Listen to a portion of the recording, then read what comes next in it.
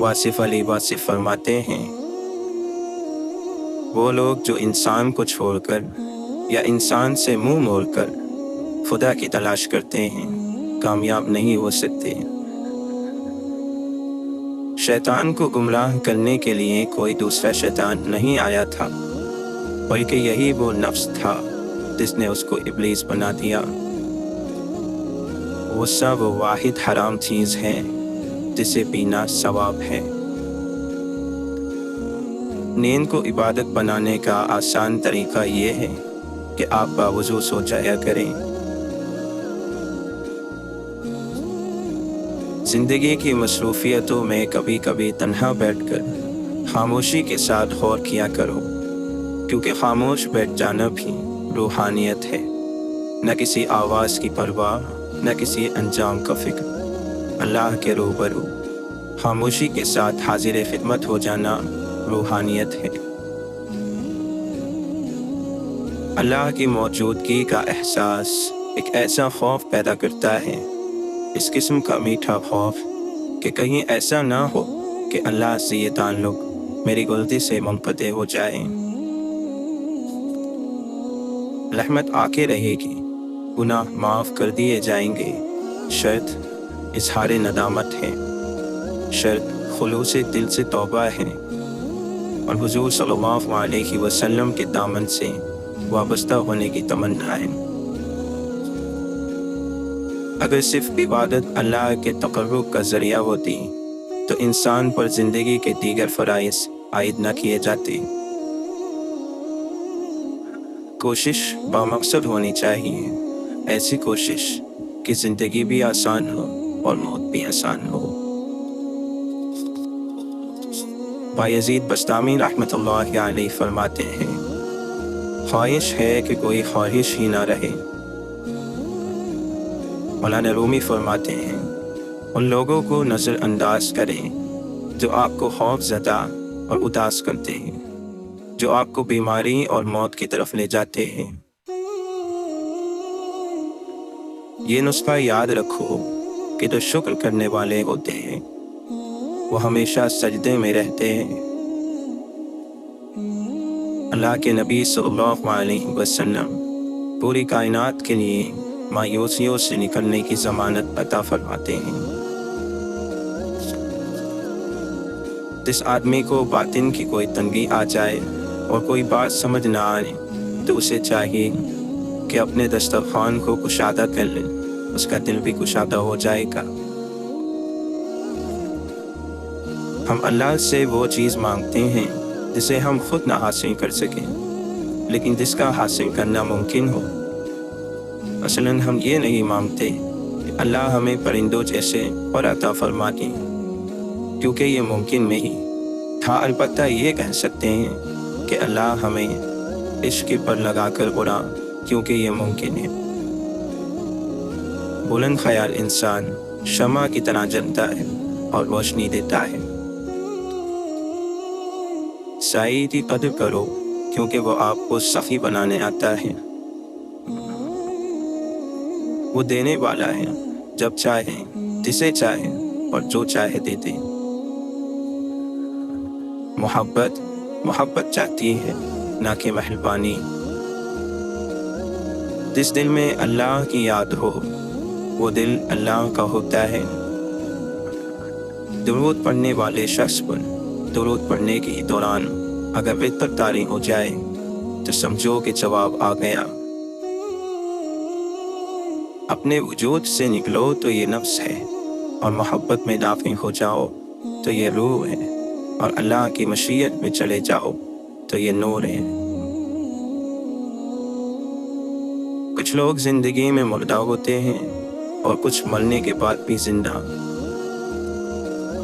غلط عمل ایک بچھو کی طرح انسان کے باطن میں موجود رہتا ہے اور اس کے بڑھاپے میں اسے اندر سے ڈستا رہتا ہے۔ دعا کی سب سے بڑی خوبی یہ ہے کہ جہاں دعا مانگنے والا ہے وہیں دعا منظور کرنے والا ہے۔ اگر آپ بآواز بلند دعا مانگیں تو وہ دور سے سنتا ہے، اور اگر آپ دل میں دعا مانگیں تو وہ وہیں موجود ہوتا ہے۔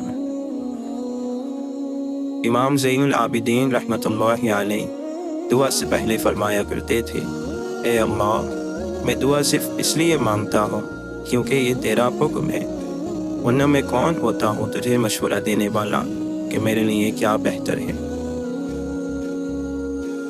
درخت سے گرنے والا کوئی پتا ایسا نہیں جس کا اللہ کو علم نہ ہو، تو پھر وہ آنسو جو تیری آنکھ سے ٹپکا، وہ درد جس نے تیرے دل کو بے چین کیا، اس اللہ کو کیسے اس کی خبر نہیں؟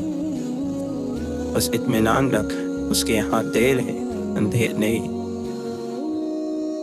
والدین کی خدمت، استاد کا ادب، سائل اور یتیم کی دعا دل کے سکون کا ذریعہ ہے۔ یتیم کا مال کھانے والا 1000 یتیم خانے بنوائے سکون نہیں پائے گا۔ شیخ سعدی رحمۃ اللہ علیہ فرماتے ہیں، مظلوم کی تکلیف تو چند ساعت کی ہوتی ہے، مگر ظالم ابدی مصیبت میں مبتلا ہو جاتا ہے۔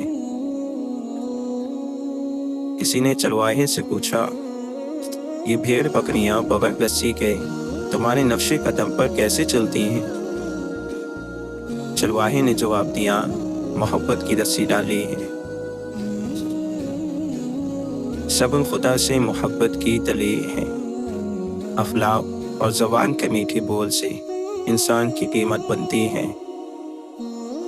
اللہ سے معافی چاہتے ہو تو لوگوں کو معاف کر دو، اللہ کا احسان چاہتے ہو تو لوگوں پر احسان کرو، نجات چاہتے ہو تو سب کی نجات مانگو۔ ابلیس کا معبود تو تھا، محبوب کوئی نہ تھا، لعین اور مردود ہونے کے لیے اتنا ہی کافی ہے۔ اگر کہیں یہ شک بھی ہو جائے کہ یہ شخص اللہ کے قریب ہے تو اس شخص کے قریب ہو جاؤ۔ ایسے لوگوں کی ضرور مدد کرو جن کا چہرہ سوال ہوتا ہے لیکن زبان بے سوال ہوتی ہے۔ ہم خیال لوگ ہم سفر ہو جائیں تو منزل آسان ہو جاتی ہے۔ جہاں سبب اور نتیجے کی سائنس ختم ہوتی ہے، وہاں سے رضا اور نصیب کی حد شروع ہوتی ہے۔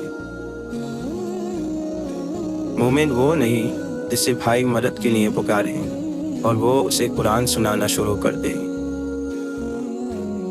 جس سے تم نعمتیں مانگ رہے ہو اس سے تم اسی کو مانگو، نعمتیں آپ کی اپنی ہو جائیں گی۔ آپ لوگوں کو ایک ہی ذات پر اعتماد کرنے کی تلقین کرو، اور وہ ذات نبی کریم صلی اللہ علیہ وسلم کی ذات ہے۔ جس کی شکل انسان والی ہو اس کی مدد کرتے وقت مذہب نہ پوچھنا، بس مدد کرو اس کی۔ خوشی دینے سے ملتی ہے اور محبت بھی دینے سے ملتی ہے، یہ مانگنے سے نہیں ملتی۔ محبت کے بغیر ادب بھی خطرناک ہوتا ہے۔ جب آپ کے اندر اپنی بدعمالیوں کے باوجود حضور صلی اللہ علیہ وسلم کی طرف رجوع پیدا ہو جائے تو سمجھو رحمت کا وقت آ گیا۔ انسانوں کے وسیع سمندر میں ہر آدمی ایک جزیرے کی طرح تنہا ہے۔ زیادہ بولنے والا انسان مجبور ہوتا ہے کہ وہ سچ اور جھوٹ کو ملا کر بولے۔ اشفاق احمد فرماتی ہیں، درد وہ ہوتا ہے جو ہمیں دوسروں کو تکلیف میں دیکھ کر ہوتا ہو، ورنہ اپنا درد تو جانوروں کو بھی محسوس ہوتا ہے۔ پریشانی حالات سے نہیں، خیالات سے پیدا ہوتی ہے۔ ہمیں بہت زیادہ علم کے مقابلے میں تھوڑے سے ادب کی زیادہ ضرورت ہے۔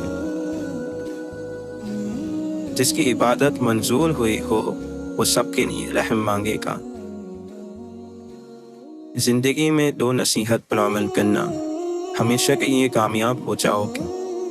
نماز مت چھوڑنا، زندگی کی ساری برکتیں اس میں ہے۔ اپنی نظر کی حفاظت کرنا، کیونکہ گناہ کی بنیاد یہیں سے ہوتی ہے۔ لوٹ جاؤ اپنے رب کی طرف اور کہو، میں بھٹک گیا تھا،